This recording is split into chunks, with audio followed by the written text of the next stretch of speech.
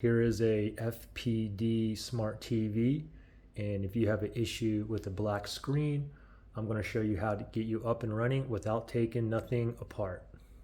Now I have several steps to get you up and running. Okay, the thing is this will help most of you guys, all right, but not all of you. So first thing is this, okay, I turn my TV over because on the middle bottom there should be like a button right here, okay? If there's no button there, look on the left, look on the right. Sometimes it's on the back left or the back right.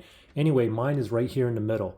Make sure it's plugged in, and then what we want to do is just tap this button right here and see if your TV turns on. If your TV turns on, then obviously it's the power button on your remote that's the issue. Now, if you still have a black screen, then the next thing we're going to do is this, okay? Make sure your TV is plugged in, and then right from the wall socket where it's plugged into, go ahead and take it out.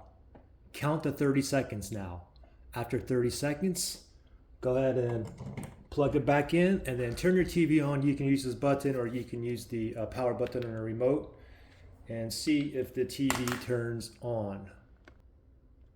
And now if your screen didn't turn on, you still have a black screen. The last thing I have for you is this, okay? So now just make sure again that it is plugged into the wall socket, all right? Now while it's plugged in, now this time what we're gonna do is this power button right here, we're gonna press and hold. So press and just hold it for about 1 minute, or until you see the TV turn on, or until it says restarting, okay? So the TV turned on. If it didn't turn on, keep on holding for at least 1 minute, okay?